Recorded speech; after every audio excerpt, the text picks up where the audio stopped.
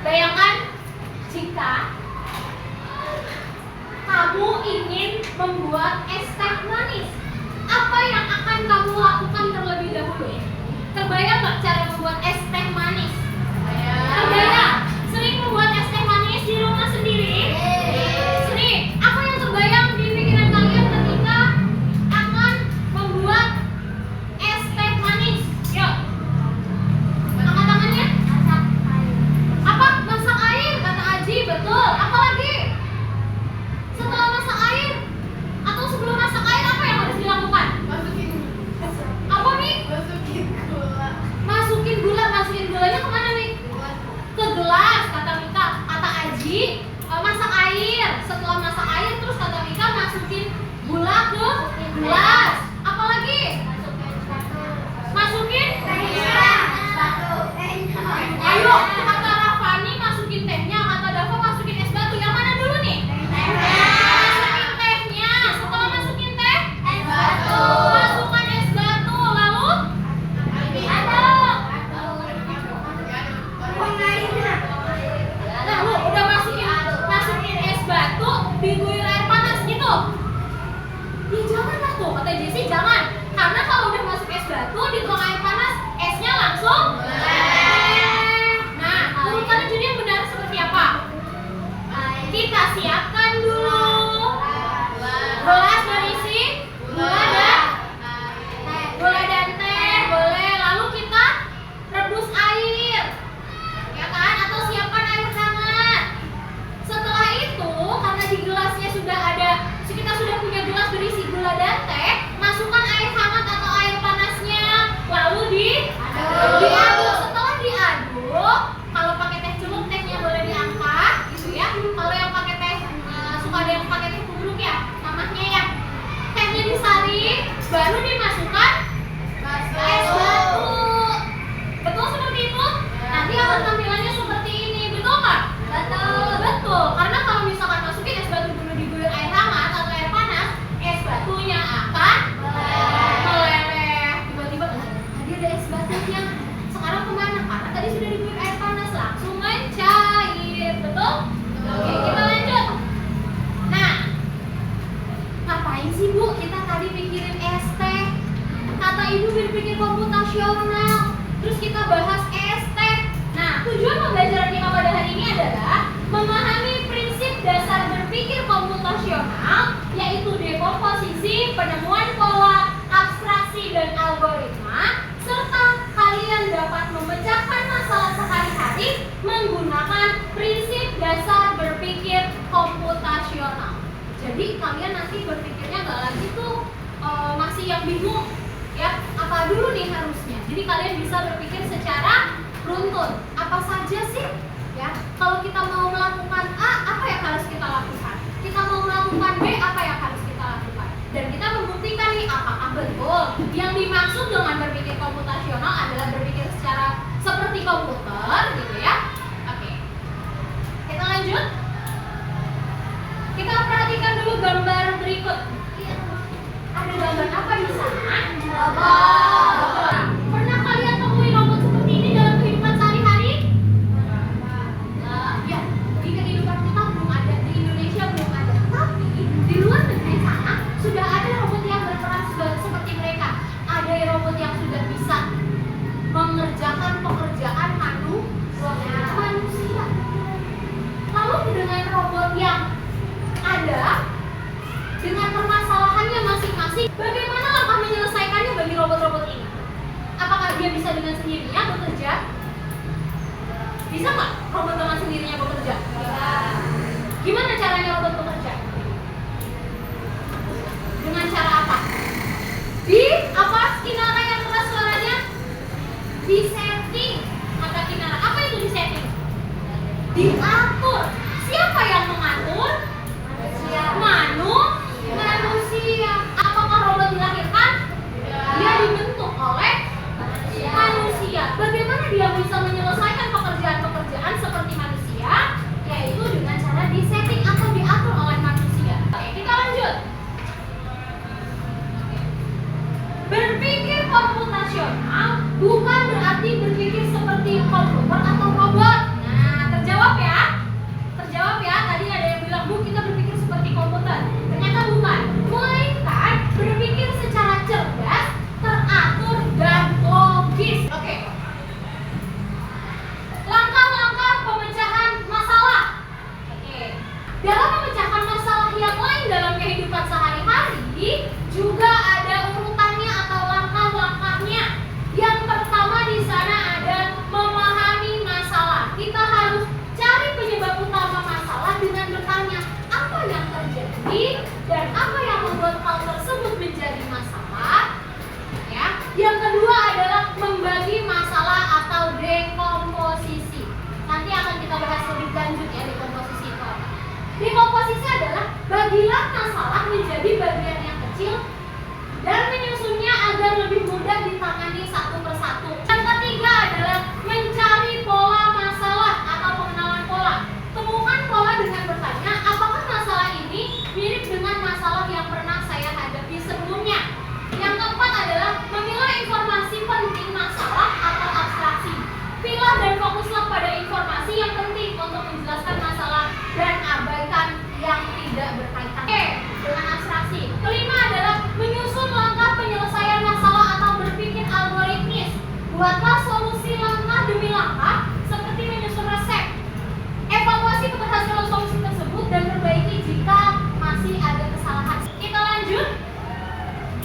Ya, ini adalah contoh dekomposisi. Kita mau membuat roti isi telur atau sandwich ya, anggapnya ya.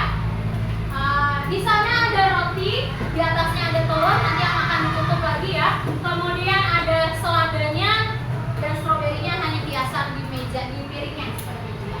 Kita harus menyiapkan dulu nih, tadi dekomposisi adalah membagi masalahnya dulu ya. Kita harus bagi dulu. Untuk membuat roti isi telur, kita harus menyiapkan 3, yaitu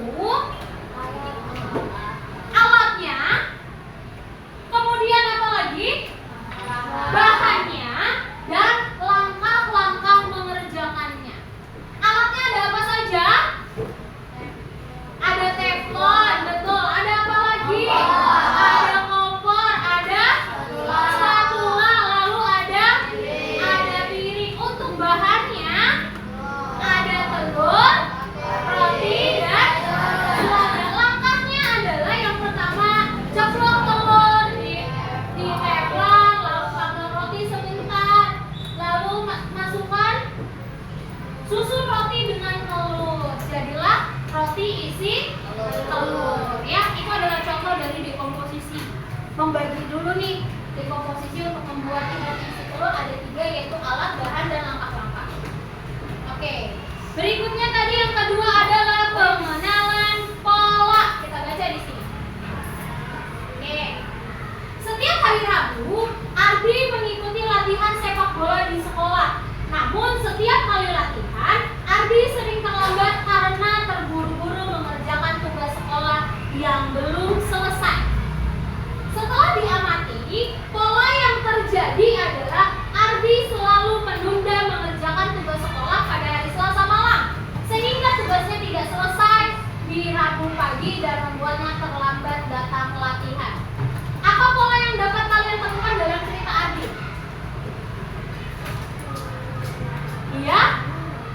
dia terlambat karena selalu mengerjakan PR-nya sebelum latihan, ya. Selalu seperti itu. Mau latihan di hari Rabu, ya.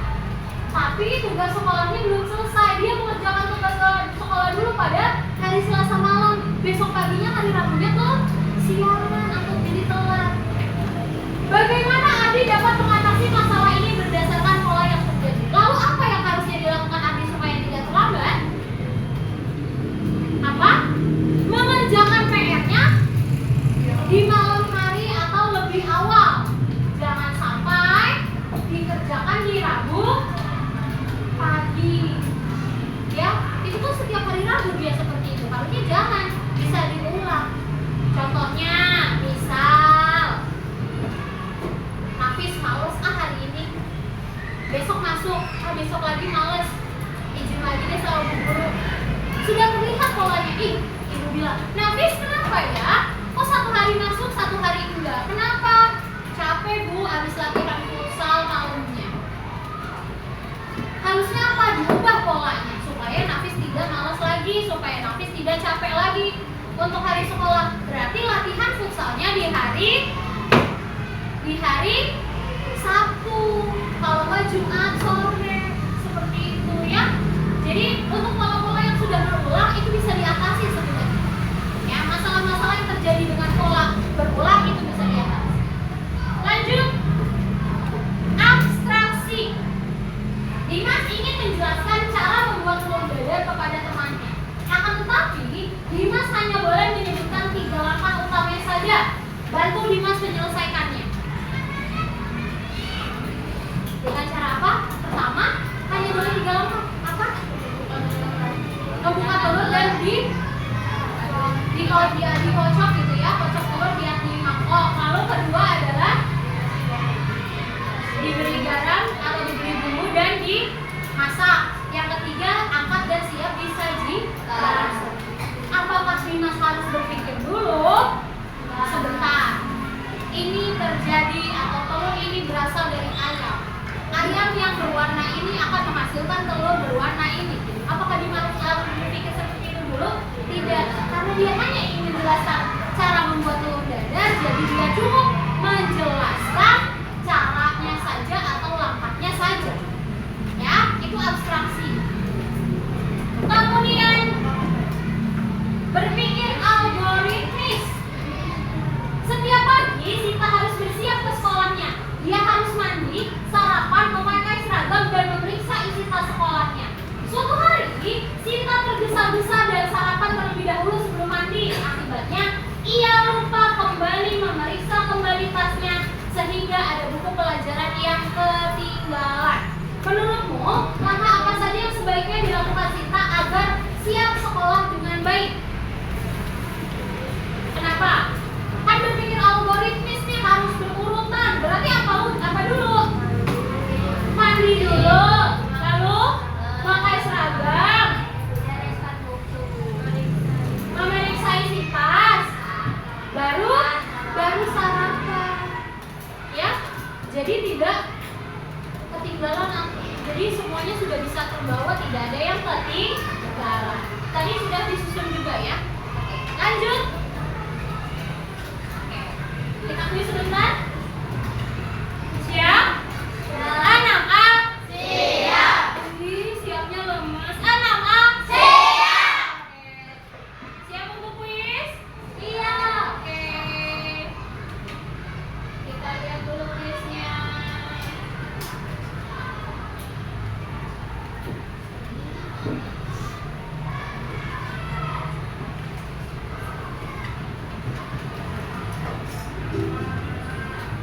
Kita mulai dari yang mana dulu? 1. Dari nomor 1. Apa mau diacak boleh? Acak. Mau yang mana? Nomor 5. Kalian hanya boleh menjawab dalam waktu 30 detik ya. Nomor 5. Kita buka nomor 5. Bu Nasya akan membuat acara pentas seri kelas.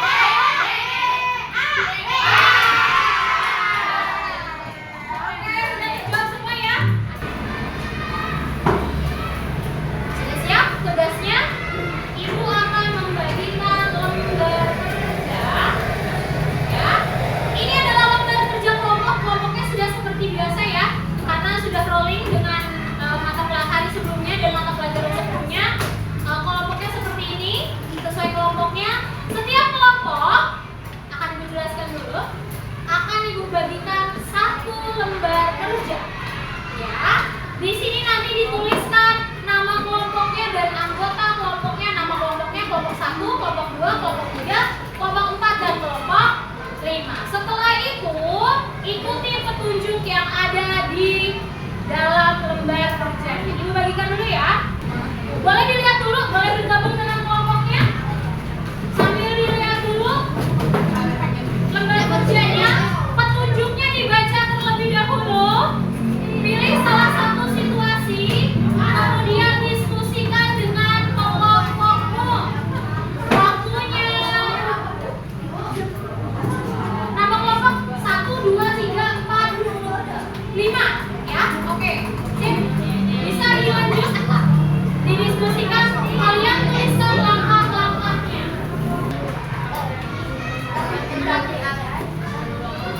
Yuk diskusi. Yang kesulitan boleh ditanyakan, silakan ya yang mau bertanya.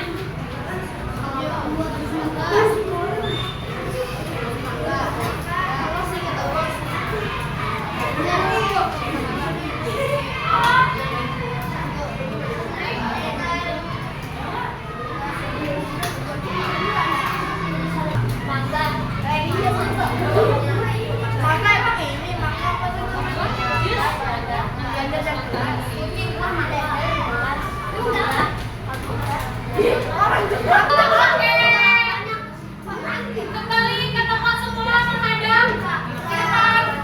Ya, kita lanjutkan. Setelah kalian mengerjakan LKPD-nya, lembar kerjanya sudah selesai semua? Sudah.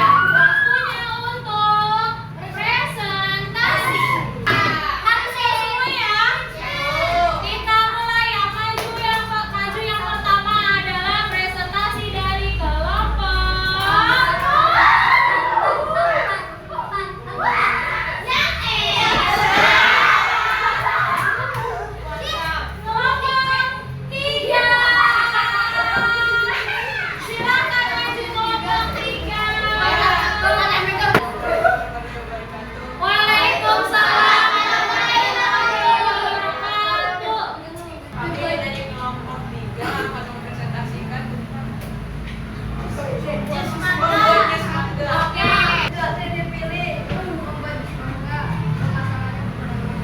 Pengurangan es batu permasalahannya.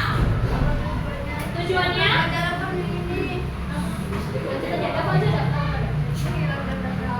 Menghilangkan rasa haus. Tujuannya? Menyusun langkah yang pertama adalah menyiapkan alat, menyiapkan bahan, memasukkan mangga dan es batu,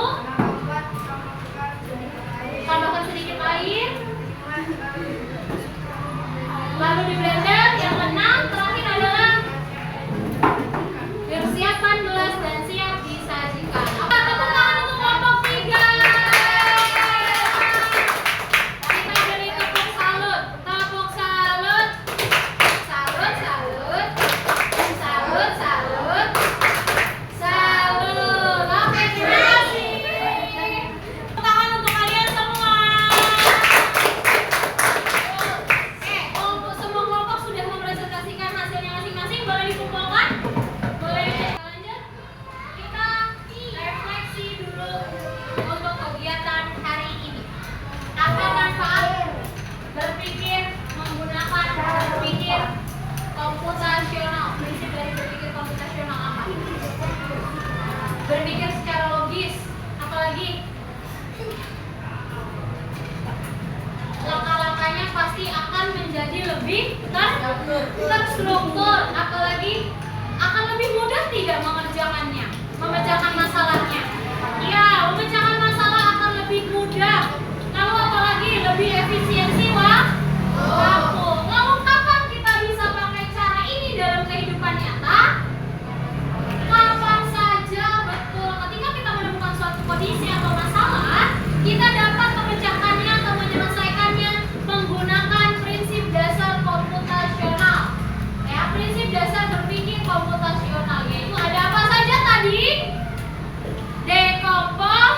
Dekomposisi, lalu pengenalan pola. Yang ketiga